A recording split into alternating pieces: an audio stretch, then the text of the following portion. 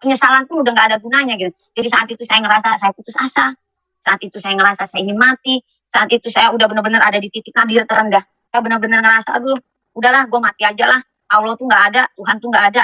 Dan akhirnya ketika ketika rasa itu ada, saya sempat sempat berpikir gini, saudara, sempat berpikir, ah udahlah, gue nggak mau punya agama, nggak lagi mau menyembah Allah, gue nggak mau punya agama apapun. Udah gue hidup aja begini.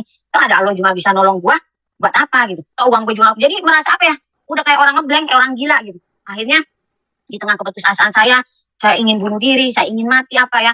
Tiba-tiba saudara-saudara jam 2 malam, di kamar saya itu saudara tiba-tiba ada satu sinar. Dari jauh perasaan saya kan itu gelap, lampu gelap ya. Saya tidur senderan, bukan tidur, senderan setengah tidur di tembok itu. Tiba-tiba ada sebuah sinar yang begitu kecil. Dari jauh saya lihat, apaan sih tuh? Apaan sih tuh? Dalam hati saya pada malam hari itu, apaan sih tuh? Dari dalam tembok gitu sepertinya ya. Sinar itu lama-lama sinar itu membesar dan sinar itu begitu bercahaya di hadapan saya. Tiba-tiba saya lihat begini, saya tiduran di bawah ya, di lantai tapi ada kasurnya. Saya lihat begini, tiba-tiba itu ada satu sosok yang berjubah putih dengan apa ya, dengan sinar di dadanya.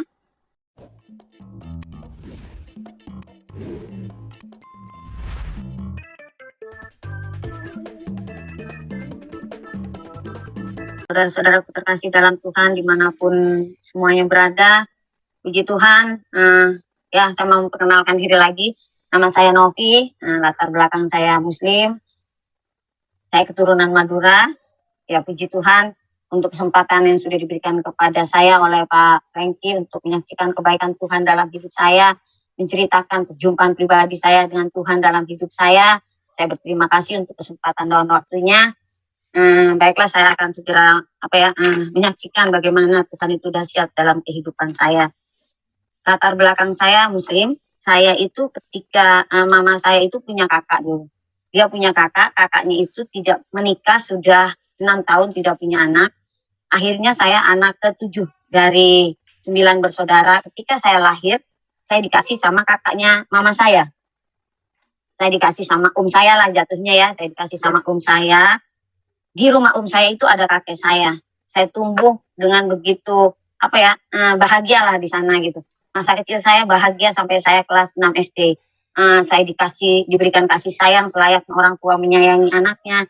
Saya benar-benar merasa saya itu anak kesayangan mereka gitu, dan memang saya disayang di situ. Sampai akhirnya ketika saya kelas 6 SD, orang tua kandung saya itu kan sering memang sebulan sekali, 2 bulan sekali main ke rumah ayah saya gitu. Karena yang membesarkan saya dari kecil itu kan dan tante, saya panggil ayah dan ibu. Mama saya ini dulunya saya panggil dan tante, jadi terbalik gitu. Sering main ke rumah di mana saya ada. Nah, ketika mereka main di kelas 6 SD ini, mereka bilang sama saya, "Nak, sebenarnya kamu itu bukan keponakan saya, bukan keponakan dan tante, tapi kamilah orang tua kandung kamu." Saat itu tante itu bicara seperti itu. Saya nggak mau, saya nggak terima, ya biasalah anak kecil gimana kan gitu.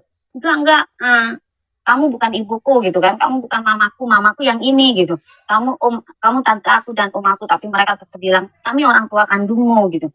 Sampai akhirnya saya bertanya sama orang tua yang membesarkan saya dan mereka bilang, iya memang mereka orang tua kandungmu.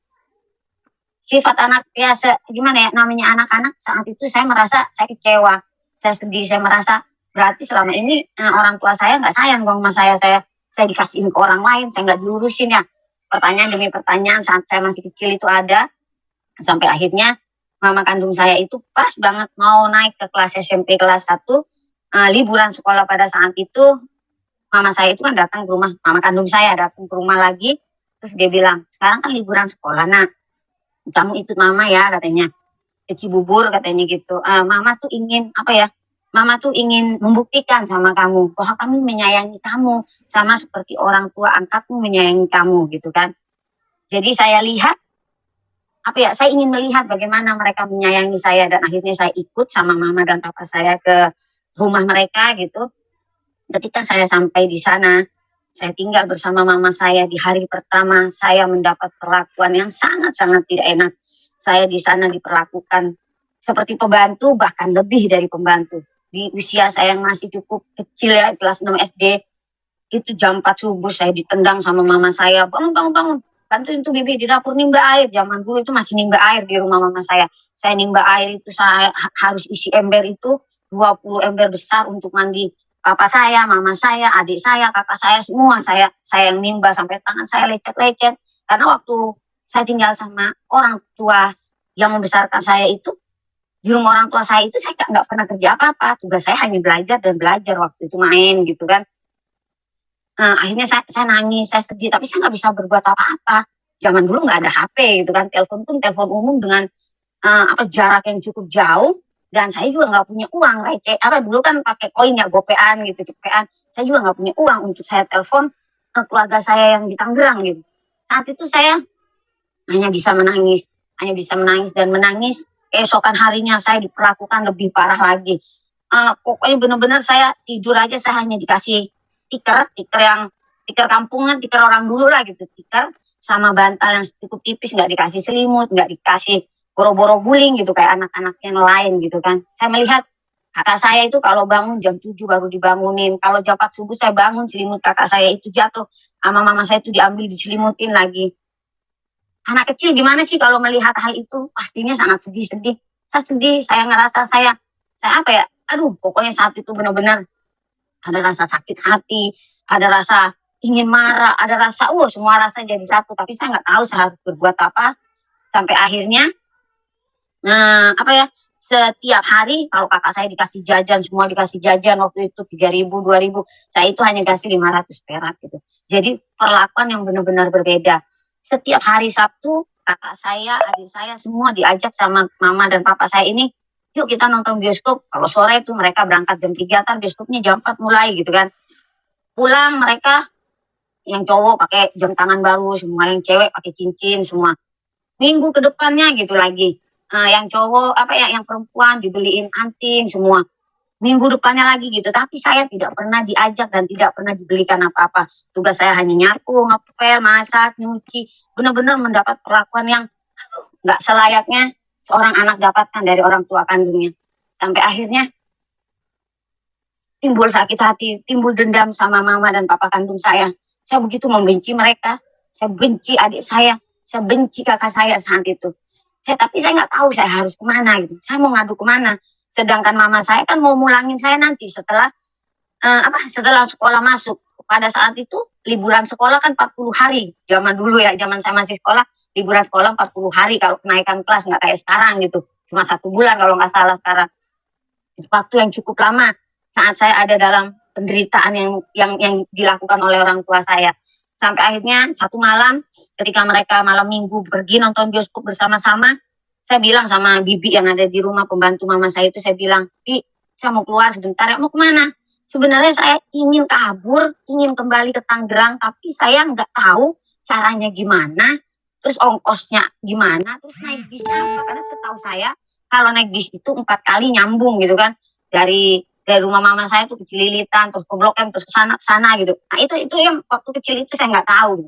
Sampai akhirnya ketika saya jalan kaki lumayan jauh, tiba-tiba di sebuah tempat di lapangan yang begitu gelap itu ada anak-anak pada nongkrong, pada ngerokok gitu kan, anak laki-laki semua. Saya samperin. Terus orang-orang itu bilang, Neng mau kemana, Neng mau kemana? Saya bilang nggak tahu bang mau kemana. Lagi jalan-jalan aja. Sini duduk. Saya duduk sama orang-orang itu. Terus tiba-tiba orang-orang itu bilang begini, mau rokok Neng, kayaknya suntuk banget. Enak gak sih bang ngerokok? Saya bilang, enak, mau coba? Nih dikasih rokok sama abang itu, sama orang itu. Saya coba isep, saya batuk. Isep lagi Neng, nggak apa-apa, emang kalau baru-baru gitu saya isep. Sampai akhirnya di kelas 6 SD lah itu saya mulai kenal yang namanya rokok.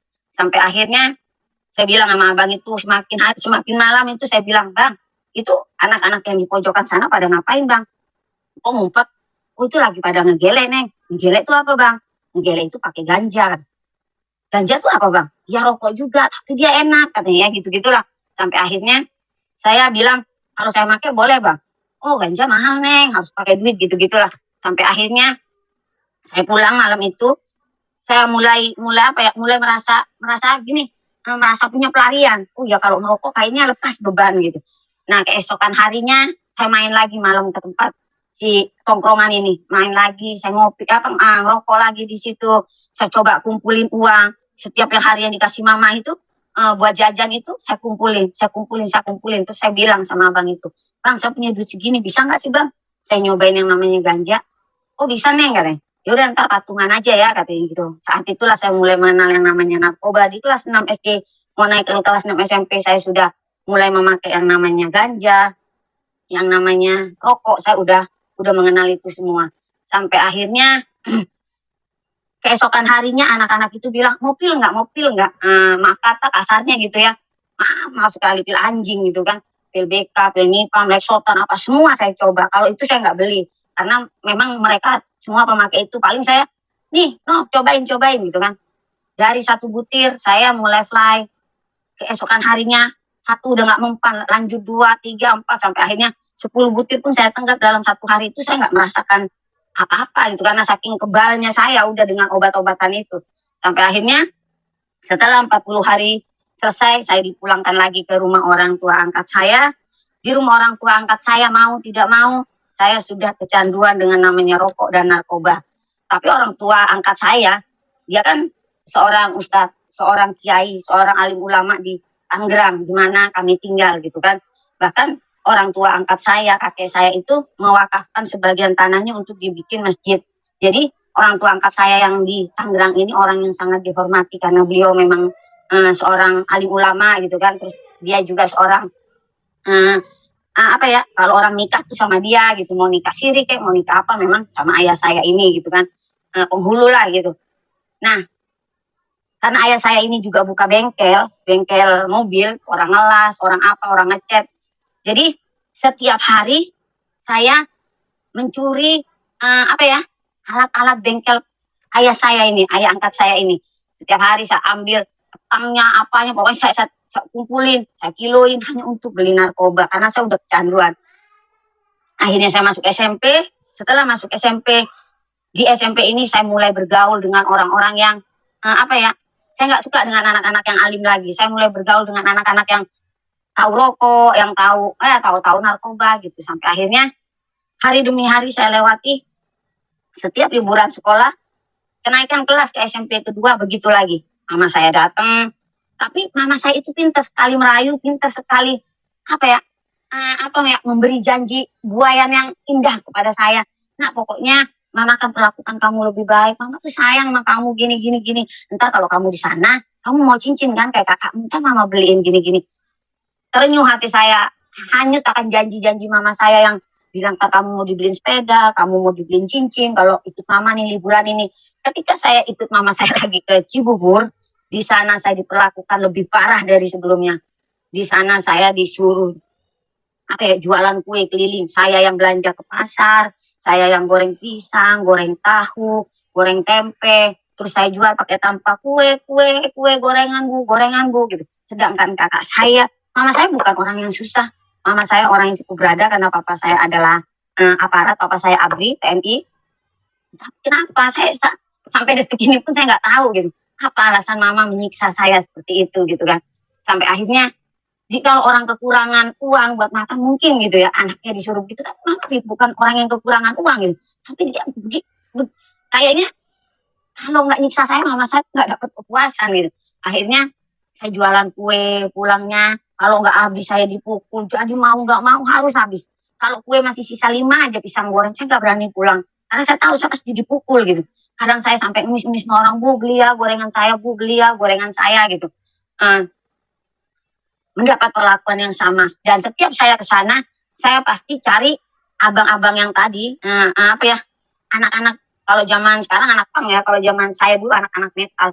Saya cari anak-anak metal, abang-abangan saya yang memperkenalkan rokok sama narkoba pertama kali dalam hidup saya cari mereka. Jadi setiap bulan nih saya ketemu mereka, saya ngopi, ngerokok, pakai narkoba bareng sama mereka kalau di Cibubur. Kalau udah pulang lagi ke Tangerang, di sini juga dengan grup yang sama gitu kan, orang-orang narkoba, orang apa. Sampai akhirnya ketika saya mulai menginjak kelas 3 SMP, saya berpikir, saya pakai narkoba, uangnya boleh ngumpul-ngumpulin, boleh nipu-nipu orang, boleh nipu-nipu ayah saya, boleh nyolongin alat-alat bengkel ayah saya hanya untuk saya pakai narkoba. Gimana caranya saya pakai narkoba, tapi saya enggak nyusahin orang, enggak harus nunggu uang jajan, enggak harus juga karena setiap ayah saya itu mau ngerjain ngerjain apa ya, ada motor umpamanya mobil las mau apa ini mana nih nggak ada ini nggak ada karena saya selalu colong itu gitu kan sampai akhirnya uh, disitulah saya berpikir untuk saya mulai menjadi pengedar narkoba. Akhirnya saya belajar untuk menjadi pengedar narkoba, ternyata menjadi pengedar narkoba nih enak ya gitu. Saya bisa pakai tanpa saya harus beli. Bahkan saya masih ada untung, saya dapat duit gitu. Oh ternyata enak ya. Disitulah saya mulai mulai berambisi untuk lebih lebih dan lebih lagi gitu kan. Sampai akhirnya, tapi di mata ayah angkat saya ini dan di mata orang tua kandung saya masih seorang Fitri. Saya kan dipanggil Fitri dalam keluarga, bukan Novi. Novi itu panggilan di luar, anak-anak, teman-teman tongkrongan manggilnya Novi karena nama saya kan Novi Ahlisya Fitri Asya Amira. Jadi saya dipanggil Fitri karena kata mama saya lahir pas Idul Fitri gitu. Jadi pas apa ya, mereka tidak ada yang tahu dengan apa yang saya lakukan, keburukan saya, kebusukan saya, mereka nggak tahu. Mereka tahu tetap Fitri adalah Fitri yang baik gitu kan. Saya kalau udah mabuk, udah apa, saya nginep nggak pulang. Kalau ayah saya ini kan yang kiai ini cuma bilang gini, nak kamu mau nginep mau apa terserah. Tapi ingat jangan permalukan ayah dengan kamu bunting duluan. Itu pesan orang tua angkat saya gitu kan. Jadi saya itu nginep di rumah teman kalau udah beler. Saya nggak mau orang tua saya melihat oh, anaknya mabuk beler, apalagi bapak saya kiai gitu.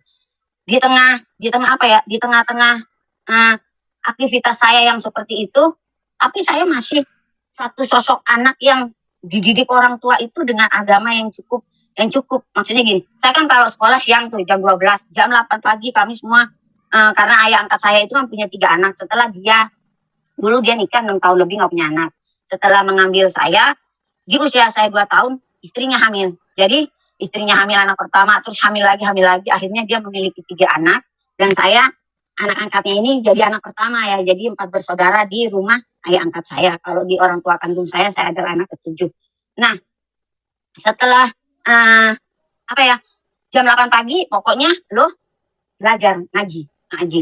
Kalau kita dikasih hafalan sama ayat tiap hari, pokoknya hari ini lo harus bisa baca doa selamat, hari ini lo harus hafal ayat kursi, hari ini lo harus hafal ini. Kalau nggak hafal, kita semua dipukul pakai sapu lidi itu benar-benar sampai hancur gitu. Karena memang di keluarga saya itu memang semuanya harus mengerti gitu, mengerti agama lah gitu. Jadi di mata mereka saya tetap seorang Fitri yang baik, yang nurut gitu kan. Terus kalau sholat terawih, saya tetap sholat terawih gitu. Bawa mukena dari rumah, saya bilang, Bu, saya terawih ya gitu. Ya, terawih di mana? Di masjid ayah gitu. Enggak Bu, nggak di masjid ayah, di masjid sono yang jauh. Biar ada pengalaman. Oh ya udah sono, padahal enggak.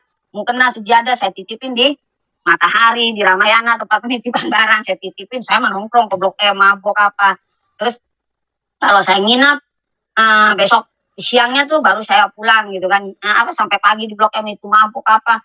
Besoknya saya pulang ke rumah teman saya, sorenya saya baru pulang. Kalau ibu nanya gitu, kok nggak pulang semalam? Iya kan abis ini, abis sholat taraweh kita ngaji Bu, kataku kan sampai subuh. Terus sholat subuh, habis sholat subuh nginep di rumah teman, tanggung pulang gitu. Jadi padahal saya nggak berani pulang karena mukena yang saya titipin di masjid ini nggak bisa saya ambil karena kan Ramayana bukanya jam 10 gitu kan. Ya, otomatis saya tunggu Ramayana buka baru sambil penitipan barang gitu. Jadi di mata keluarga saya adalah tetap Fitri yang baik gitu. Ketika saya menceritakan ke ayah angkat saya, ke kakek saya, apa yang dilakukan ibu terhadap saya, mereka sama sekali nggak percaya. Ketika orang tua angkat saya, kakek kandung saya nggak percaya akan apa yang dilakukan ibu saya mengalami kekecewaan yang kesekian kalinya. Kenapa mereka nggak percaya gitu? Kok mereka nggak percaya gitu? Karena apa? Ibu saya ini pintar ngomong. Satu. Kedua, ibu saya ini saya nggak tahu ya, dia kalau kata orang sana, ibu saya kan punya pegangan gitu. Bahkan saat ibu saya melakukan perselingkuhan, saya melihat benar perselingkuhan yang ibu saya lakukan. Bapak saya kan tugas di Timur Timur pada waktu itu karena dia TNI kan, tugas di Timur Timur. Setelah 2 tahun papa kembali, saya ceritakan sama papa apa yang saya lihat dengan mata saya. Justru saya dihajar sama papa kan. Papa ini terlalu percaya sama ibu saya dan ibu saya ini apa ya, asal ngomong orang nurut gitu. Karena saya tahu maksudnya gini, maaf kata kalau orang sono seberang kan banyak pegangannya gitu. Jadi apapun yang ibu katakan orang nurut. Apa yang ibu katakan orang nurut gitu. Jadi memang ibu saya nih sedikit-dikit pergi ke orang pintar, orang pintar, orang pintar. Itu sih yang saya tahu pada saat itu gitu. Jadi ya udah saya kalah dan tidak ada satu orang pun percaya sama saya. Sampai akhirnya ketika saya mau masuk di kelas 1 SMA, ibu saya datang mau ajak saya ke tempat dia, saya nggak mau. Itu ayah angkat saya marah. Kenapa kamu belajar berbakti sama orang tua? Saya bilang saya nggak mau ya, saya akan diperlakukan dengan apa ya, dengan perlakuan yang sama, bahkan mungkin lebih buruk gini-gini. Itu nggak ada yang percaya. Sampai akhirnya saya dipaksa, diharuskan, saya akhirnya ikut ibu saya lagi untuk keempat kalinya dalam setiap tahunnya itu. Ketika saya ikut ibu saya lagi, saya nyampe di sana langsung ditampar, itu langsung dipukuli. Kenapa? Karena saya sudah berani menceritakan kepada kakek saya, kepada ayah dan ibu angkat saya tentang apa yang diperlakukan mama saya ini kepada saya. Selama ini kan saya diam. Di sana disiksa, ketika balik ke Tangerang saya diam karena saya takut. Tapi ketika saya berani menceritakan kejujuran ini, justru saya di sana dihajar. Dia bilang, kamu kira mereka percaya sama kamu? Mereka lebih percaya sama saya. Kakek kamu gak bakal percaya sama kamu karena kakek kamu tuh bapak saya gitu kan. Saya dipukul di sana, dihajar. Bahkan ketika saya liburan itu, saya dipaksa sama ibu saya jadi pembantu di rumah tetangganya, nyuci gosok apa, hanya untuk, saya nggak tahu untuk apa, ibu saya punya uang gitu, tapi saya diperlakukan seperti itu nggak tahu gitu kan.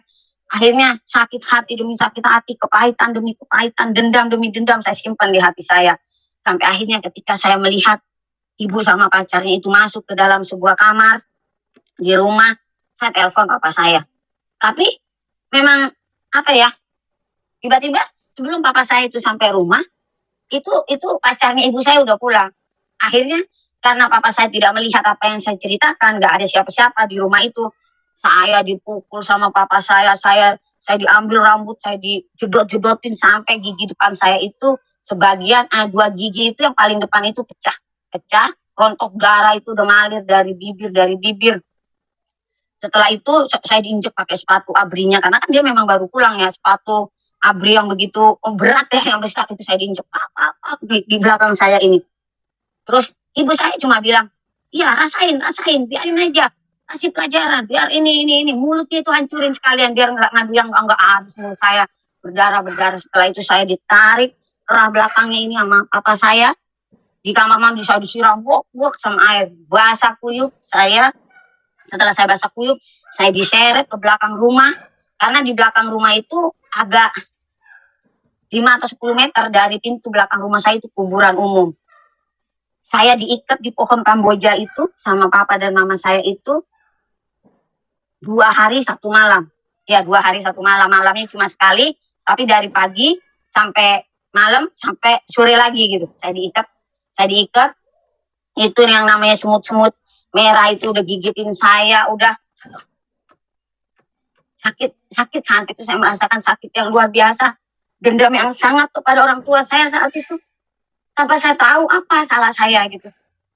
Sampai akhirnya kakak pertama saya datang, dia bilang, dia nganterin minum, ini dek minum, saya udah nggak bisa minum karena saya diikat, bibir saya udah gemeteran, ditaruh gelas di bibir saya sama kakak saya, sempat saya minum langsung saya ludahin lagi. Saya bilang, saya nggak butuh pertolongan kamu, saya nggak butuh pertolongan siapapun, saya bilang sama kakak-kakak saya kan. Lu juga anak keras kepala kan, lu sih pakai itu campur urusan mama, biarin aja mama mau ngapain lu lapor sama papa katanya, dan buktinya memang nggak ada gitu kan.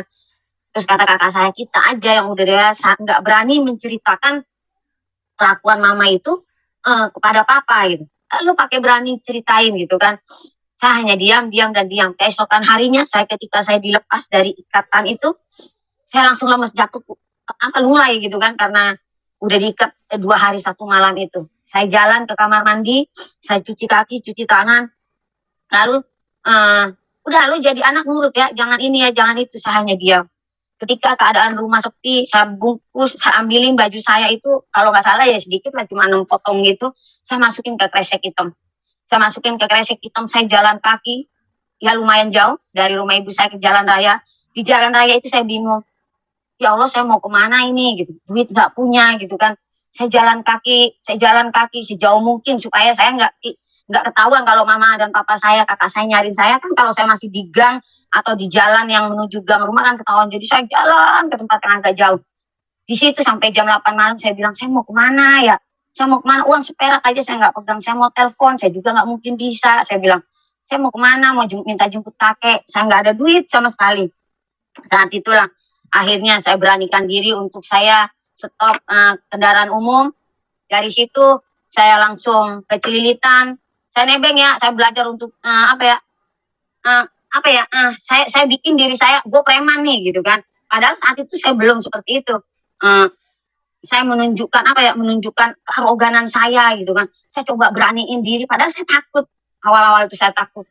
Saya coba, akhirnya sampai Cililitan saya pindah lagi bis dari Cililitan ke Kebayoran Lama. Saya, bang, gue numpang ya bang, ini ya ini. Pokoknya dengan berlagak seolah-olah gue preman yang biasa naik mobil nggak bayar dan jangan macam-macam sama gue gitu. Padahal saat itu saya masih dalam keadaan yang di dunia kepremanan saya masih polos gitu, tapi saya harus melakukan itu supaya saya bisa balik ke Tangerang gitu. Dari Bayoran Lama saya naik lagi nyambung ke Cipulir, dari Cipulir saya naik lagi ke Tangerang. 4 angkutan umum yang saya naiki tanpa saya bayar, dan akhirnya karena saya bisa melakukan itu lolos gitu, akhirnya keesokan hari demi keesokan hari saya seperti itu, naik mobil kemana aja saya nggak mau bayar gitu, karena saya bilang, gue nggak bayar nih gini-gini gitu. Maksudnya anak-anak metal ini Kenek udah tahu kan, kalau anak metal ini pakai kalungnya gede-gede, gambar tengkorak gitu, cincinnya banyak gitu kan. Dari kekecewaan itu akhirnya saya pasang anting banyak, lidah saya tindik, pusar saya tindik, bener-bener saya akhirnya 100 derajat berubah saat itu. Sampai akhirnya ketika ayah angkat saya ini yang membesarkan saya dengan kasih sayang, dengan ketulusan, dia sedih melihat perubahan saya, melihat saya pakai anting banyak, saya pakai ini. Dia bilang, kenapa kamu seperti ini nak gitu. Akhirnya saya nggak berani jawab apa-apa, saya hanya tunduk, dan akhirnya saya mengambil keputusan untuk saya kos. Saat saya lari. Saya waktu izin mau kos mereka tidak izinkan, mereka masih mau mendidik saya secara baik. Akhirnya malam-malam saya bungkus baju saya kos. Ketika saya kos, dari situlah saya mulai bertahan hidup dengan cara saya. Akhirnya saya cuma bilang gini, kalau kemarin gue menjadi pengedar narkoba, itu pengedar narkoba uangnya nggak seberapa gitu, nggak puas. Sampai akhirnya saya belajar untuk menjadi bandar. Karena bandar sama pengedar beda ya, beda keuntungan juga, beda level juga, beda semuanya gitu. Akhirnya saya mengambil keputusan untuk saya naik level di dalam dunia narkoba. Saya cari bos saya dulu orang Niger gitu. Akhirnya saya dapat orang Niger, saya mendapat kenalan orang Niger ini di salah satu diskotik. Ketika saya udah kenal sama orang Niger, akhirnya saya jadi bos narkoba. Dan karena saya udah berlimpah dengan uang saat itu, akhirnya saya belajar masuk ke diskotik demi diskotik yang ada di Jakarta.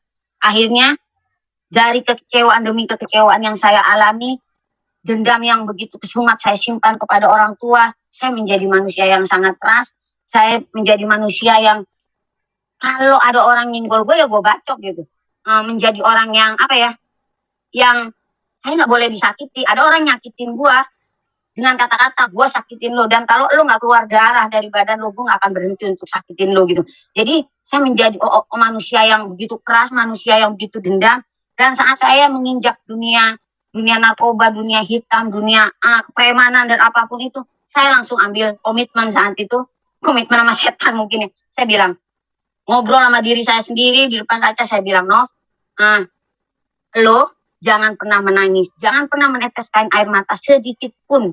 Karena apa? Ketika lo meneteskan air mata, lo adalah manusia yang lemah. Dan saat itulah saya menjadi manusia yang keras hati. Saya tidak pernah mau menangis. Mau saya sakit, mau saya sengsara, mau apa, saya nggak pernah menangis. Karena apa?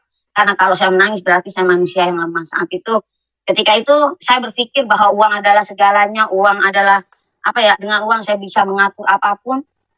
Dan akhirnya saudara-saudara, saya hidup nyaman dengan dosa saat itu. Keluar masuk diskotik, main judi, sampai akhirnya saya ketemu dengan satu laki-laki dan saya menikah sama dia. Ketika saya menikah sama dia, dia mengajak saya nuntut ilmu. Akhirnya saya nuntut ilmu sama laki-laki ini, nuntut ilmu ilmu kanuragan, ilmu bela diri, ilmu pengasihan, terus kalau orang Islam bilang saya ini punya khodam, saya ini punya tenaga dalam, saya punya semuanya gitu.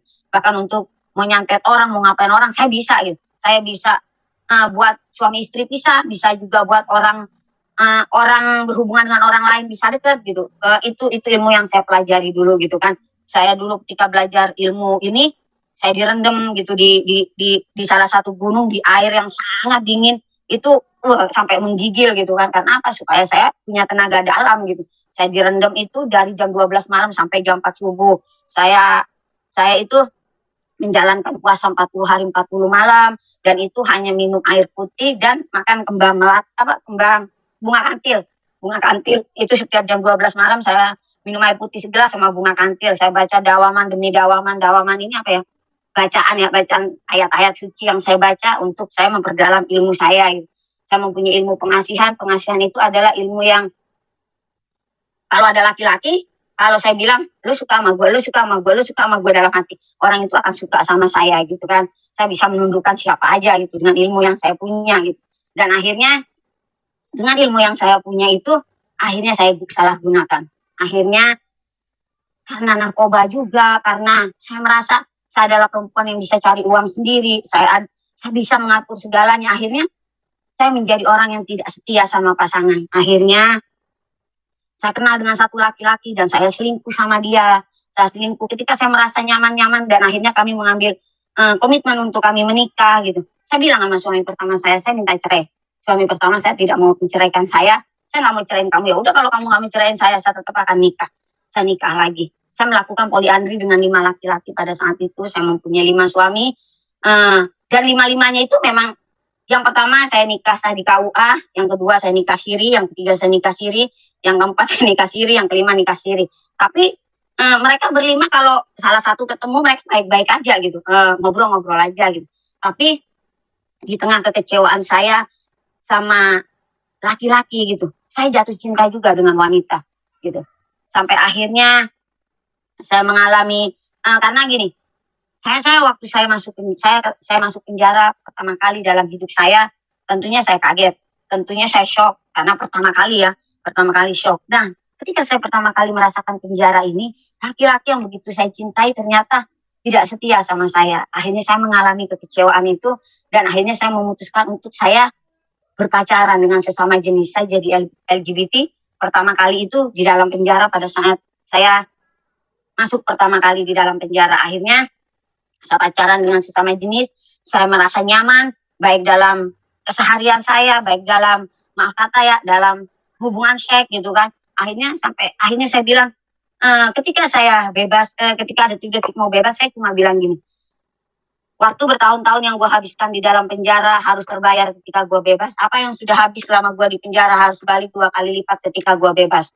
Jadi ketika saya pulang, saya harus lebih jahat dari sebelumnya, saya harus lebih lebih giat lagi dalam mengedarkan narkoba dari sebelumnya. Pokoknya antusias saya semakin besar di dunia yang nggak baik, di dunia kejahatan gitu kan. Sampai akhirnya ketika saya bebas, saya udah punya cewek dong tentunya, maksudnya saya udah jadi LGBT, tapi saya masih dengan 5 suami. Jadi pada saat itu saya sempat mempunyai 3 perempuan dan 5 suami pada saat itu. Tapi saya juga adalah salah satu manusia yang begitu benci dengan orang Kristen.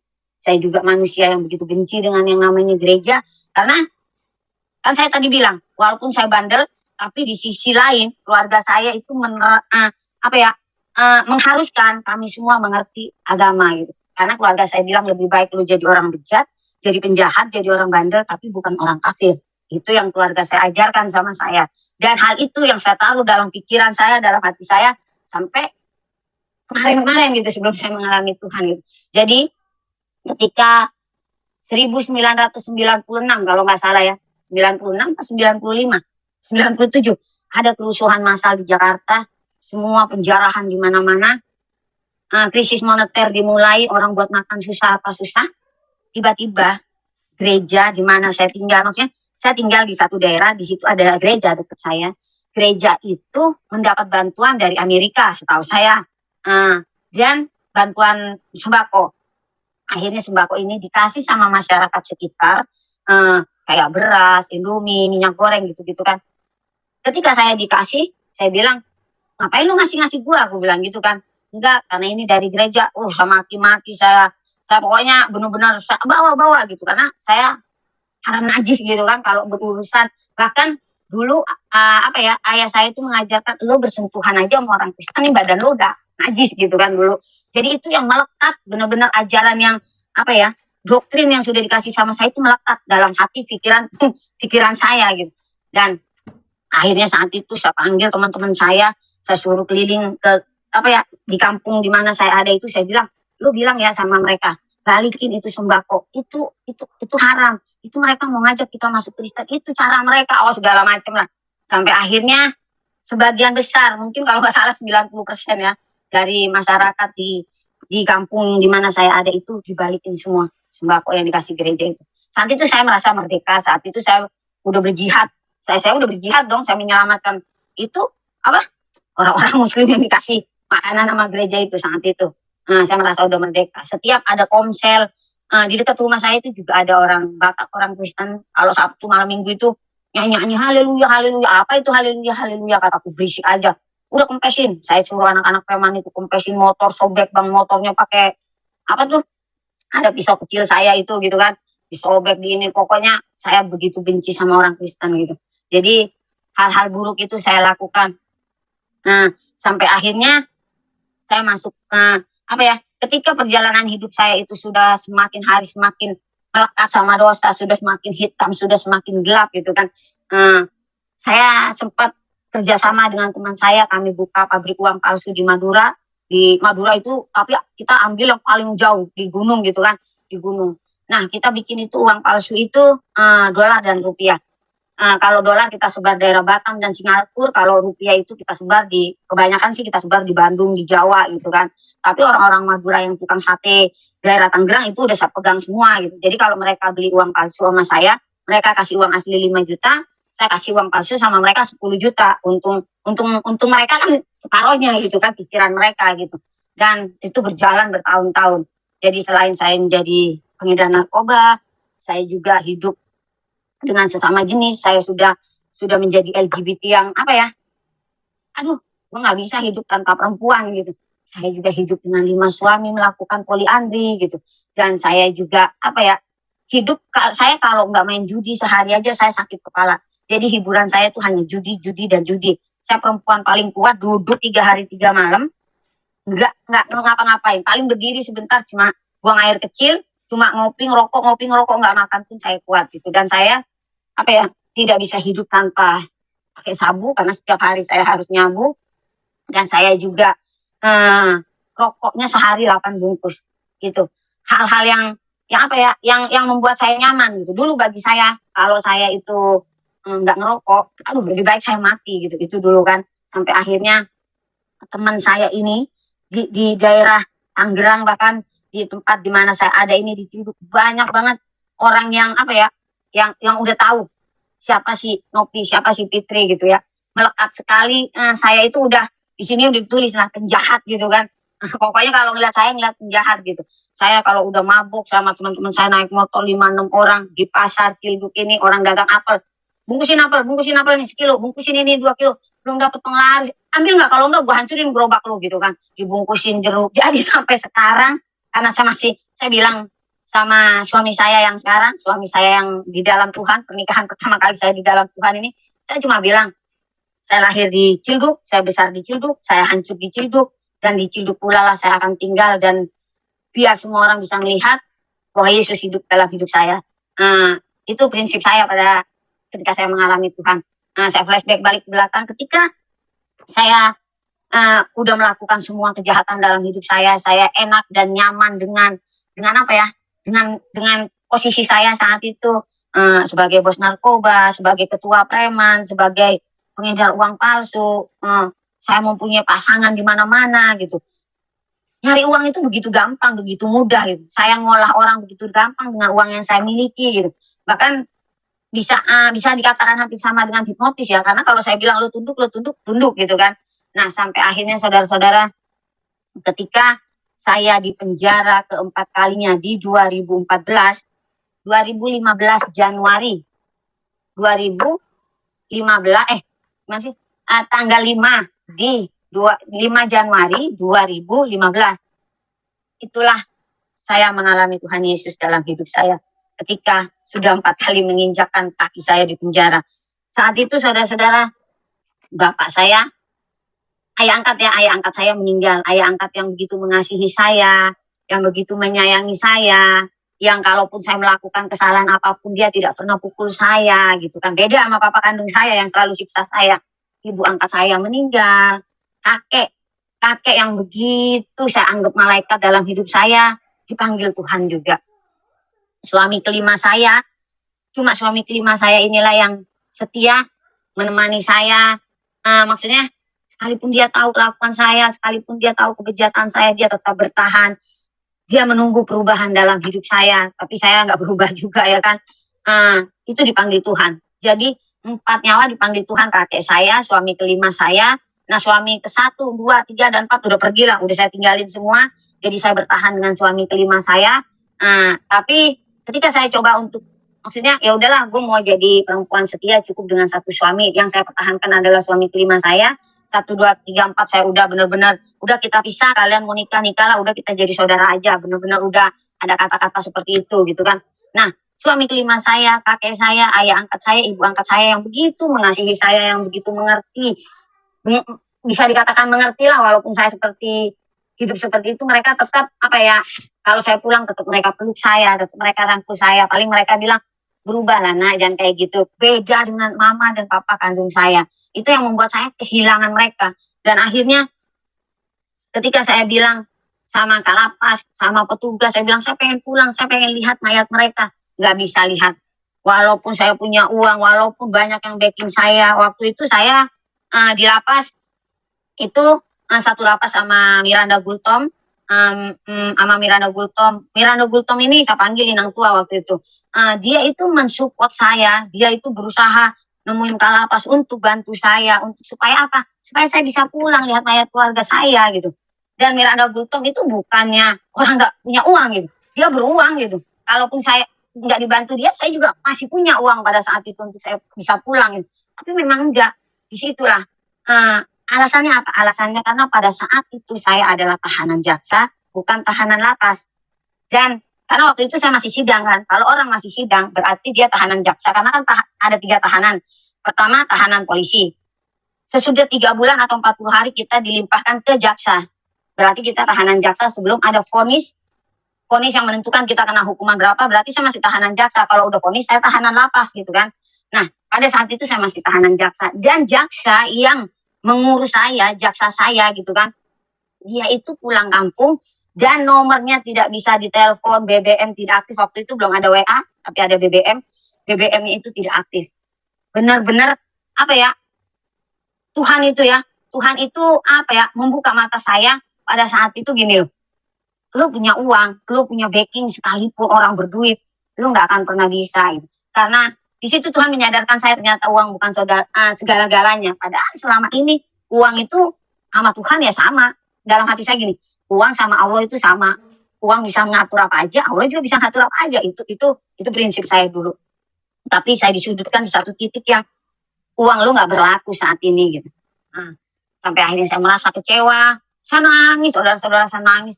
Aduh, saya nggak bakal ketemu yang namanya kakek saya.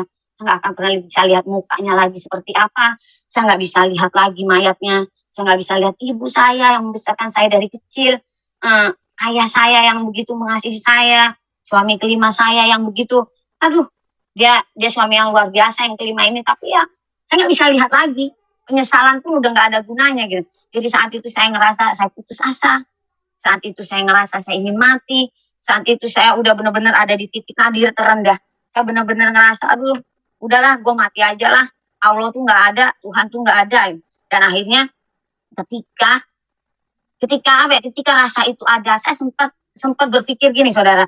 Sempat berpikir, udahlah, gue nggak mau punya agama, nggak lagi mau menyembah Allah, gue nggak mau punya agama apapun. Udah gue hidup aja begini. Kalau ada Allah cuma bisa nolong gue, buat apa gitu. Kalau uang gue juga, jadi merasa apa ya, udah kayak orang ngeblank, kayak orang gila gitu. Akhirnya di tengah keputusasaan saya ingin bunuh diri, saya ingin mati apa ya. Tiba-tiba saudara-saudara jam 2 malam, di kamar saya itu waktu itu ada 9 orang. 4 Muslim, 4 Kristen, 5 Muslim. Nah di jendela di lapas itu kan ada jendelanya. Di jendela itu disitulah ditaruh Alkitab, Alkitab, Al-Quran, Al-Quran, majalah, majalah, majalah gitulah, baca-bacaan, kita pinjam buku ke perpustakaan, ditaruhnya di situ. Nah, ketika jam 2 malam itu tiba-tiba saya duduk, karena memang saya nggak tidur-tidur. Saya nggak tidur-tidur karena apa? Karena itu, saya merasa putus asa, saya merasa galau, saya ingin mati. Saya udah berapa hari pegang silet terus, saya pengen bunuh diri gitu. Tapi hanya saya pegang, saya nggak bunuh-bunuh diri itu. Saya pegang, pengen bunuh diri, tapi ntar dulu, pengen bunuh diri, tapi ntar dulu gitu. Sampai akhirnya jam 2 malam, saudara-saudara, tiba-tiba ada satu sinar dari jauh. Perasaan saya kan itu gelap, lampu gelap ya. Saya tidur senderan, bukan tidur, senderan setengah tidur di tembok itu. Tiba-tiba ada sebuah sinar yang begitu kecil. Dari jauh saya lihat, apaan sih tuh? Apaan sih tuh? Dalam hati saya pada malam hari itu, apaan sih tuh? Dari dalam tembok gitu sepertinya ya. Sinar itu lama-lama, sinar itu membesar, membesar, membesar. Dan sinar itu begitu bercahaya di hadapan saya. Tiba-tiba saya lihat begini, saya tiduran di bawah ya, di lantai tapi ada kasurnya. Saya lihat begini, tiba-tiba itu ada satu sosok yang berjubah putih dengan apa ya, dengan sinar di dadanya. Dan saudara-saudara tahu, tiba-tiba tangan kiri saya ini seperti ada yang memegangnya, seperti ada yang mengangkatnya. Dan tiba-tiba terdengar satu suara, kemarikan tanganmu nak, dan tidak akan pernah aku lepaskan. Suara itu jelas, saudara-saudara. Suara itu terdengar begitu sejuk. Suara itu terdengar begitu, saya nggak bisa ngomong lagi. Tapi yang jelas semua beban hidup saya, semua kegalauan saya, semua sedih saya, semua kekacauan saya, hidup apapun saat itu rontok-rontok. Saat itu semua hilang. Pundak saya yang memikul beban berpuluh-puluh tahun lepas. Dendam yang ada di hati saya itu, pokoknya hati saya itu benar-benar kosong, plong. Saya heran, apa itu. Sampai akhirnya saya merasa dipeluk begitu lembut. Saya merasa saya didekap dengan begitu nyaman. Dekapan yang gak pernah saya rasakan. Pelukan yang gak pernah saya nikmati dari orang tua saya. Saya merasakan kasih sayang yang gak pernah saya rasakan. Bahkan dari 5 suami, dari pacar-pacar saya sekalipun, dari selingkuhan saya, dari uang yang saya miliki, saya tidak pernah mendapatkan sukacita seperti malam itu. Saya bilang, apa ini? Siapa yang datang? Saya sih waktu itu berharap pocongnya suami saya kayak datang, pocongnya bapak saya kayak datang, pocongnya mak saya kayak datang. Bukan mereka yang datang.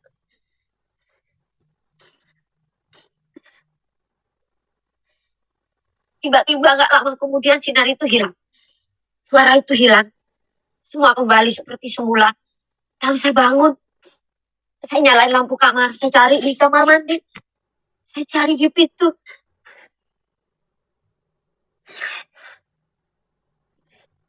Udah gak ada. Akhirnya saya duduk merenung. Saudara-saudara, apa tadi yang datang menemui saya? Siapa itu?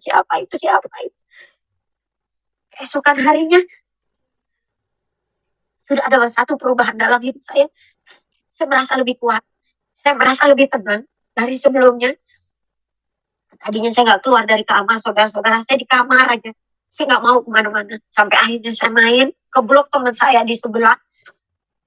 Di blok sebelah, lain blok sama ke blok saya. Saya main. Teman saya ini Islam. Saya ke sana mau ngomongin soal bisnis narkoba. Tiba-tiba saya masuk, isi tamping, isi kamar 9 masuk saya. Ketika saya masuk, saya duduk senderan di temboknya. Tiba-tiba ada yang keluar dari kamar mandi. Isi adek, kakak mau ambil baju. Iya kak, rupanya yang saya dudukin ini kasurnya teman saya. Langsung saya bergeser begini. Ketika saya bergeser menoleh ke belakang, di belakang tembok ini ada foto Tuhan Yesus yang ada love dengan sinar di dadanya. Itu saya terpana, itu saya seperti diingatkan, itu seperti ada klik. Ada connect yang begitu menarik saya. Tiba-tiba mulut saya bilang, ini dia yang datang tadi malam menemui saya bilang. Lalu si Kristen ini, kakak yang Kristen ini bilang gini, nanti lu orang yang dipanggil Tuhan, lu orang yang dipilih Tuhan. Dia bilang gitu sama saya langsung marah, saya langsung naik pitam. Pada saat itu saya bilang, lo ngomong jangan sembarangan ya. Gua nih orang Madura, lebih baik gua mati berkalang tanah daripada gua jadi orang kafir. Saya bilang, saya tunjuk-tunjuk dia, saya ludahi, terus saya bilang, gua nggak bakal main ke kamar lu selama masih ada dia di kamar lu. Saya keluar dari kamar itu, ntar lu ke kamar gua aja, kita ngomongin di sana. Saya keluar, saya keluar dari blok itu. Dari blok itu ke blok saya terngiang-ngiang kata-kata orang itu. Kata-kata yang si Kristen ini. Lo orang dipilih Tuhan, dipanggil Tuhan, sampai saya gini, rambut saya, otak saya sampai saya pukul. Apa sih ini? Apa sih ini? Saya coba untuk kepis, saya coba untuk tangkis, saya coba untuk gimana sih? Enggak gitu loh. Akhirnya sesampainya di kamar saya bukannya duduk saudara-saudara, biasanya sampai kamar saya ngerokok, ngopi gitu. Saya tiba-tiba berdiri, kayak ada yang nuntun saya gitu. Saya berdiri di depan jendela, tiba-tiba ada satu suara yang menggerakkan saya. Ambil Alkitab itu, nak. Ambil Alkitab itu. Saya kayak orang, apaan sih gitu ya? Kayak orang bingung, apaan sih gitu. Ambil Alkitab itu, nak. Saya ambil Alkitab yang berjejer itu kan, ada 4 Alkitab dan 5 Al-Quran. Saya ambil Alkitab itu, saya duduk, saya buka. Saya baru baca Kejadian itu, nama-nama ya kan. Nama-nama awal diciptakannya langit dan bumi. Apa sih nih? Kok beda sama Al-Quran? Saya lipat lagi. Saya taruh lagi. Ambil Alkitab itu, nak. Ambil. Baca. Apa sih ini suara gitu kan. Suara itu benar-benar kayak, aduh, nuntun saya, dorong saya gitu, maksud saya gitu kan. Saya ambil lagi. Saya buka lagi. Apa sih ini, orang cuma cerita tentang langit, bumi, ciptaan, apa ini, nama-nama. Nama-nama bapaknya, anaknya, apa sih ini? Saya tutup lagi, saya taruh lagi. Ketika saya taruh lagi, suara itu lebih kuat. Ambil, nak. Ambil Alkitab itu. Baca. Saya ambil lagi. Pas saya baca lagi, teman saya datang dari luar. Teman saya itu langsung tendang Alkitab. Jelas, mental Alkitabnya. Apa lu baca-baca Alkitab? Lu mau masuk Kristen? Saya langsung nyaut. Haram najis, mampus gue masuk Kristen. Saya bilang, ini Alkitab jatuh, masa ya nggak gue pegang? Gimana caranya gue mau naikin Alkitab pakai kaki gue? Ya pakai tangan gue lah, saya bilang. Kali lu masuk Kristen, mau jadi orang kafir ya kagak lah, saya bilang. Saya taruh lagi tuh Alkitab. Teman saya ini masuk cuma ngambil rokok sama kopi. Berangkat lagi keluar. Gak ada orang lagi di kamar. Akhirnya suara itu semakin kuat. Ambil, nak. Ambil Alkitab itu dan buka. Saya ambil Alkitab itu, lalu saya buka. Tangan saya ini nggak buka lagi di Kejadian, nggak buka lagi nggak buka lagi dari awal. Tapi tiba-tiba tangan saya ini digerakkan. Dan tiba-tiba saya buka Alkitab ini agak ke tengah. Di situ saya menemukan saya buka, di situ saya langsung baca Yohanes. Yohanes apa nih? Yohanes pasal 14 ayat 6. Kata Yesus pada mereka, akulah jalan kebenaran dan hidup, dan tidak ada satu orang pun datang kepada Bapa tanpa melalui aku. Tuh langsung kayak ada langsung kayak gitu. Apa ini ya? Apa artinya ya gitu? Akhirnya saya tutup lagi, saya taruh lagi. Disitulah mulai ada perubahan dalam hidup saya yang tanpa saya sadari gitu. Tapi saya nggak berani ngomong sama siapapun, yang ada pikiran saya kacau. Pikiran saya udah nggak tenang lagi. Saya nggak cerita sama siapapun akan apa yang saya alami, kecuali di blog teman saya yang tadi saya sempat cerita. Ini nih yang nemuin gue gitu kan. Itu saya bawa dalam kalau orang Islam kalau orang Islam saya bawa dalam pergumulan pribadi saya gitu kan. Akhirnya saya bilang, saya harus tapi itu hari Senin itu dorongan itu begitu kuat. Saya mandi pagi-pagi, saya rapi pagi-pagi. Saudara-saudara, kalau pagi-pagi itu, kalau orang Islam dia wajib ke musola jam 9 pagi, yang Kristen wajib ke gereja, yang Buddha wajib ke wihara. Tiba-tiba saudara-saudara, saya melangkahkan kaki saya di hari Senin itu ke gereja di lapas wanita. Saya melangkahkan kaki saya ke gereja, saya masuk ke gereja itu, saya malu. Saya nunduk. Saya duduk paling depan. Karena kalau paling belakang kan saya ditanya-tanya orang. Saya duduk aja paling depan. Tapi ketika saya duduk, tiba-tiba saya sadar, ya Allah, saya ada di mana ini, ya Allah, maafin saya, ya Allah. Saya ingat kembali sama Allah saya saat itu. Padahal ketika saya nggak mengalami sinar itu, saya sempat bilang saya nggak mau punya agama, saya mau ninggalin Allah gitu kan.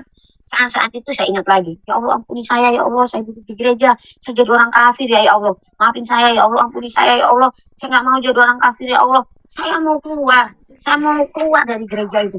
Tapi seperti ada yang menahan saya, udah lu duduk di sini, duduk manis di sini. Itu apa ya, maaf kata, pantat saya itu diangkat nggak mau, benar-benar berat badan saya untuk langkah keluar gitu, nggak bisa, udah lu duduk manis di sini gitu kan. Sampai akhirnya kamu pendeta pelayanan tim dari luar yang melayani ke lapas datang. Tiba-tiba sebelum ibadah dimulai, teman-teman gereja itu datang. Salam Nopi, salam Nopi, apa kabar? Oh ya, udah ya, ini pokoknya mereka menyambut saya dengan kasih. Mereka beda gitu kan, yang saya alami di dalam kehidupan saya selama saya Muslim gitu. Saya tidak pernah mengalami sambutan yang seperti itulah gitu. Mereka baik-baik ya gitu ya. Saya datang, mereka menyambut dengan sukacita yang luar biasa gitu. Akhirnya saya duduk, saudara-saudara, ketika worship leader mulai menaikkan penyembahan, saat itu tiba-tiba ada satu rasa yang saya nggak tahu itu apa. Tiba-tiba ketika penyembahan dimulai, hadirat Tuhan semakin berasa, saya jatuh tersungkur, saya nangis di lantai ngaung-ngaung di gereja itu tanpa saya malu. Nggak ada malu lagi, nggak ada urat malu, nggak ada apa. Pokoknya saya nggak peduli sama siapapun. Saat itu saya nggak tahu apa yang terjadi. Saya juga nggak sadar gitu kan. Saya jatuh tersungkur, saya cium lantai. Tiba-tiba saudara-saudara di lantai itu. Puji Tuhan, luar biasa kesaksian dari seorang Murtadin ketika dia mengambil satu keputusan dalam hidupnya untuk bertobat dan percaya kepada Kristus. Secara manusia tidak mudah, tidak gampang untuk meninggalkan kehidupan lama, manusia lama seseorang. Tetapi kalau Tuhan sudah pilih, maka tidak ada satu orang pun yang menolak apa yang Tuhan kehendaki, apa yang Tuhan mau di dalam kehidupan manusia. Seperti yang disaksikan oleh seorang Murtadin ini yang begitu luar biasa. Dia meninggalkan segala sesuatu yang tidak berkenan dan kemudian dia bertobat, percaya sepenuhnya kepada Kristus. Wow, ini hal yang luar biasa ketika dia mengambil satu keputusan dalam hidupnya. Ya teman-teman, ada satu firman Tuhan yang saya mau bagikan kepada kita semua dalam Injil Matius pasal 10 ayatnya ke-22 sampai ayatnya yang ke-33. Demikian firman Tuhan. Dan kamu akan dibenci semua orang oleh karena namaku, tetapi orang yang bertahan sampai pada kesudahannya akan selamat. Apabila mereka menganiaya kamu dalam kota yang satu, larilah ke kota yang lain. Karena aku berkata kepadamu, sesungguhnya sebelum kamu selesai mengunjungi kota-kota Israel, Anak Manusia sudah datang. Seorang murid tidak lebih daripada gurunya, atau seorang hamba daripada tuannya. Cukuplah bagi seorang murid jika ia menjadi sama seperti gurunya, dan bagi seorang hamba jika ia menjadi sama seperti tuannya. Jika tuan rumah disebut Belzebul, apalagi seisi rumahnya. Jadi janganlah kamu takut terhadap mereka, karena tidak ada sesuatu pun yang tertutup yang tidak akan dibuka, dan tidak ada sesuatu pun yang tersembunyi yang tidak akan diketahui. Apa yang kukatakan kepadamu dalam gelap, katakanlah itu dalam terang, dan apa yang dibisikkan ke telingamu, beritakanlah itu dari atas atap rumah. Dan janganlah kamu takut kepada mereka yang dapat membunuh tubuhmu, tetapi yang tidak berkuasa membunuh jiwa. Takutlah terutama kepada Dia yang berkuasa membinasakan baik jiwa maupun tubuh di dalam neraka. Bukankah burung pipit dijual 2 ekor seduit, namun seekor pun daripadanya tidak akan jatuh ke bumi di luar kehendak Bapamu. Dan kamu, rambut kepalamu pun terhitung semuanya. Wow. Sebab itu janganlah kamu takut, karena kamu lebih berharga daripada banyak burung pipit. Setiap orang yang mengakui aku di depan manusia, aku juga akan mengakuinya di depan Bapakku yang di surga. Tetapi barang siapa menyangkal aku di depan manusia, aku juga akan menyangkalnya di depan Bapakku yang di surga. Wow, luar biasa firman Tuhan ini. Bagaimana ketika kita menjadi pengikut Kristus, firman Tuhan katakan, janganlah takut. Karena pasti banyak orang yang tidak senang dengan kita ketika kita percaya kepada Kristus. Ya teman-teman, biarlah melalui kesaksian yang luar biasa ini dan juga firman Tuhan boleh memberkati kita dan iman kita semakin kuat untuk terus mengikut Tuhan Yesus di dalam kehidupan kita. Dan tentunya kita juga boleh menjadi berkat, menjadi saksi Kristus dimanapun kita berada, supaya banyak orang diberkati dan percaya kepada kepada Kristus sebagai Tuhan dan Juru Selamat mereka. Ya teman-teman, saya ucapkan terima kasih karena selalu dukung perkembangan channel ini dengan cara like, comment, subscribe, dan juga sudah share ke teman-teman yang lain, bahkan di media sosial teman-teman. Kiranya Tuhan Yesus memberkati teman-teman semua dalam segala pekerjaan, apapun yang menjadi permulaan teman-teman. Ya Tuhan memberkati kita semua. Ya nantikan video-video selanjutnya, kiranya Tuhan Yesus memberkati kita semua dari saat ini sampai selama-lamanya. Shalom.